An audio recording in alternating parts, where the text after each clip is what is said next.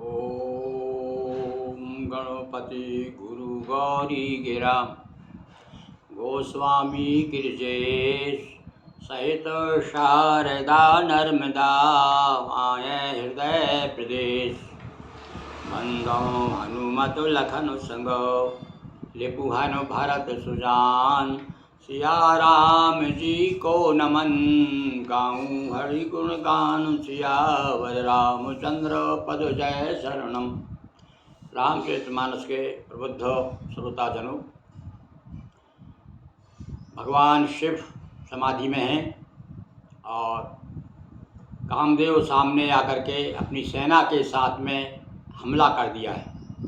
किंतु जब बहुत प्रयत्न किए उसके बाद भी जब शिव जी नहीं जागे तब क्रोधित होकर के आम के वृक्ष में छिप गया और वहाँ से उसने फूलों के बाण, पंचशर कहते हैं उसका एक नाम है पंचशर। पंचशर यानी 5 फूलों के बाण रहते हैं उसके पास विशेष रूप से।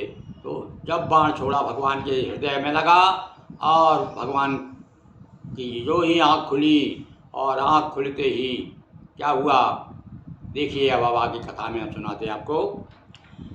देख रसाल बिटप बरसा खा और तेई पर चढ़े मदन मन माखा मन में गुस्सा बहुत क्रोधित होकर के और अब देखता हूँ, बोले मैं इसको रुद्र को अब देखता हूँ। और चढ़ करके जो बाण छोड़ा सुमन चाप निज सर संधाने अति दिशता को श्रवणी लगे ताने, कान तक तान करके इस प्रकार से यों छोड़ा। साढ़े विषम विष गौर लागे, विषम विषक एक नहीं 5 छोड़े एक साथ। छोटी समाधि शंभु तब जागे। भगवान का मन विचलित हो गया और जागृत हो गए भगवान शिव। जागृत होते ही भयो ईश मन क्षोभ विशेषी और नयन उघार सकल दिशि देखी। जो आँख खुली उनके कौन है भाई और किसने ये सब गड़बड़ कर दिया, कहाँ मेरा ध्यान लगा हुआ था, ब्रह्म के साथ में तारतम्य जुड़ा हुआ था और ये कौन हो गया जिसने मुझे उतार दिया, नीचे संसार में ला दिया। एकदम नाराज हुए।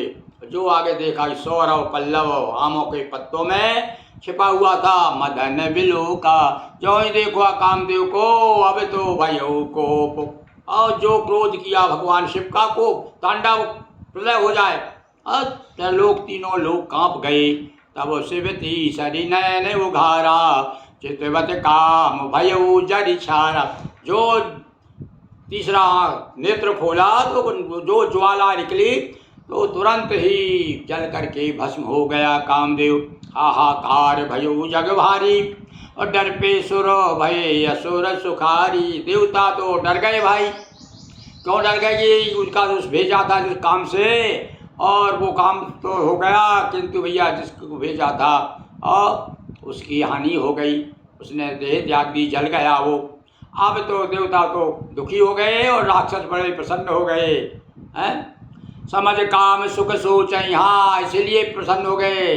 काम सुख सोचई भोगी और भोगी लोग काम सुख को याद करके चिंता करने लगे। ये भी चिंता करने लगे, सोचई यानी प्रसन्न नहीं हुए भाई। ये चिंता करना अब क्या होगा हमारा भाई, हमको काम सुख नहीं मिलेगा, काम को खत्म कर दिया भाई। यकंटक साधक योगी और योगी लोग तो निर्भय हो गए। अब उनको भय नहीं रहा क्योंकि भैया सबसे बड़ा इस मार्ग में राम तक पहुँचने में बाधा कौन पहुँचाता है, बोलिए काम पहुँचाता है। तो इसलिए लोग अकंटक हो गए, अब तो सुखी हो गए, अब कोई उन्हें भय नहीं रहा। भय जोगी अकंटक भय पति गति सुनत रति मूर्छित भई। और इधर तो योगियों का तो बता रहे हैं कि योगी लोग तो प्रसन्न हुए भाई। देखो कोई भी प्रक्रिया होती है तो कुछ लोगों को सुख मिलता है, कुछ लोगों को संसार में दुख मिलता है। वो कथा आप जानते हैं ना कि एक सज्जन थे, उनकी 2 पुत्रियां थी। एक कुमार को ब्याही गई और एक ब्याही गई किसको, माली को यहाँ। तब वो एक बार अपनी बेटी के यहाँ पर गए, कुमार की बेटी के यहाँ, और बादल कुछ घुमड़ रहे थे। तो वो कुमार की बेटी कहती है कि पिताजी मेरे लिए प्रार्थना करिए भगवान से। अभी कच्चे घड़े अभी रखा है हमने, हवा रखा हुआ है, अभी कहीं पानी गिर गया तो सारे घड़े जो है गल जाएंगे। और 1 घंटे के बाद में पिताजी ने कहा हाँ बेटी करूँगा भाई, तुम्हारे लिए प्रार्थना करूँगा। और उसके बाद में 1 घंटे बाद में अपनी बड़ी बेटी के पास में गया जो मालिक यहाँ ब्याही थी, और उसने भी समाचार वगैरह पूछा, और क्या हाल है बेटी, तुम्हारे लिए मैं क्या कर सकता हूँ। बोले बेटी वह कहा, बोले पिताजी मेरे लिए प्रार्थना करिए कि जल्दी पानी बरसाए, मेरे जो बगीचे के पेड़ हैं वो सूख रहे हैं, बहुत दिन से पानी नहीं गिरा है, और अब जो बादल हो रहा है तो जल्दी अच्छा हुआ, प्रार्थना करिए जल्दी पानी बरस जाए। तो अब बताइए कि एक को तो भैया कोई ना किसी एक ना एक को तो दुखी होता है संसार में।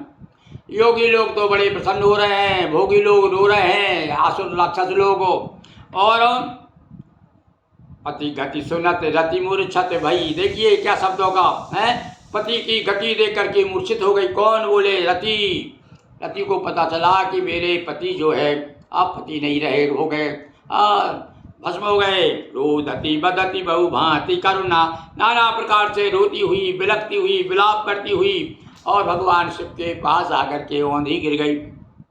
अति प्रेम कर बिनती विबद विधि जोर कर सन्मुख रही। आप सामने खड़ी है, हाथ जो आंखों से आंसू बह रहे हैं, रो रही है, प्रार्थना कर रही है, भीख मांग रही है अपने पति की। प्रभु आशुतोष कृपालुर से अभिला निरख बोले सही। और भगवान का एक नाम क्या है? क्या नाम भगवान का? आशुतोष। आशुतोष यानी जो शीघ्र ही प्रसन्न हो जाने वाले देवता हैं भैया।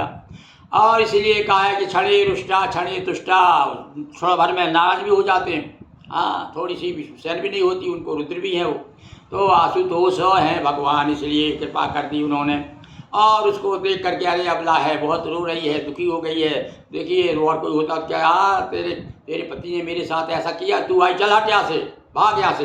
किंतु नहीं, भगवान तो बोले नाथ है, कृपा कर दी, दयालु हैं, द्रवित हो गए। और क्या कह रहा है, तू चिंता मत कर, अब से रति नाथ कर होई है नाम अनंग।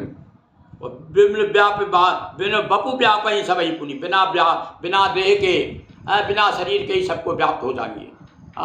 वो मतलब भावनात्मक रूप से जो है, अब तो मानसिक रूप से सबको प्रेम व्याप्ते रहेंगे, संसार का काम चलता रहेगा। और भाई एक बात और बता दें तुमको, उसका नाम अनंग भी हो गया। अनंग यानी जिसका अंग ही नहीं है, अंग तो समाप्त कर दिया, इसलिए वो हो गए अनंग हो गए। पर अब तुमको बहुत ज़्यादा चिंता है ना कि पति से मिलने की, भैया अभी तो जल्दी तो नहीं मिलेंगे। तो बोले देखो अभी तो त्रेता युग चल रहा है, अब जब द्वापर युग में जा कर के भगवान कृष्ण अवतार लेंगे, तब जा कर के वहाँ पर तुम्हारा पति तुमको उनके वंश में पुत्र या पुत्र के रूप में जन्म लेंगे, और तब तुमको प्राप्त होंगे। वो कथा भैया भागवत में और अन्य ग्रंथों में भी विशद रूप से दी गई है, किस प्रकार से दूसरे जन्म में फिर रति को अपने पति की प्राप्ति हुई। बोलिए उमापति महादेव की जय, सियावर रामचंद्र की जय, नर्मदा मैया जी की जय। मंगलम भगवती रेवा मंगलम मंगलप्रदा, मंगलम शैलस्य कन्या मंगलायै तनोसरी। नर्मदापुरम सुविख्यातम रेवाया दक्षिणे तटे, सेवाश्रमे सुराजिता देवी नर्मदायै नमो नमः। बोलिए नर्मदा मैया की जय, हर हर महादेव शंभो। चलिए आज तक हम अब 86 से लेकर के 87 दोहा तक आ गए हैं। मतलब भैया अभी जो है 87 दिन हो गए हैं आपको कथा सुनाते हुए। देखो भगवान की क्या कृपा होती है, रामचंद्र मैया की, रामायण मैया की कृपा से। और हम चाहते हैं कि आपको इसी प्रकार से 5-5, 10-10 मिनट में पूरी रामायण सुनाई जाए। और भैया अब तो इतना कठिन समय हो गया कि आप 5 मिनट के लिए भी बड़ा मुश्किल है समय निकालना। तो इसमें से भी है कठिन, इस कठिन दौर में एक क्षण है बहुत स्मरण के लिए। तो फिर भी हम स्मरण कर लेते हैं, ये उनकी, हमारे भगवान भोलेनाथ की, नर्मदा मैया की अवैध की कृपा है। बोलिए सियावर रामचंद्र की जय। हाँ भाई, आइए रामायण के साथ साथ हम बहुत सारे ग्रंथों को आपको सामने हमने प्रस्तुत किए हैं। और आप जो सुनना चाहें, शिव पुराण, देवी भागवत पुराण, और विष्णु पुराण, नर्मदा पुराण, हनुमान जी का चरित्र, जय जय आंजनेय, और आपका बालबोध गीता, जो भी आप जानना देखना चाहें, जो भी आपको समय है। पर भैया जो उतना बड़े विद्वान तो नहीं है, हम तो भगवान के गुणगान गाए हैं। यदि आप भगवत चर्चा में सुनना चाहते हैं, आपको मन लगता है सत्संग में, तो आप हमसे जुड़िएगा।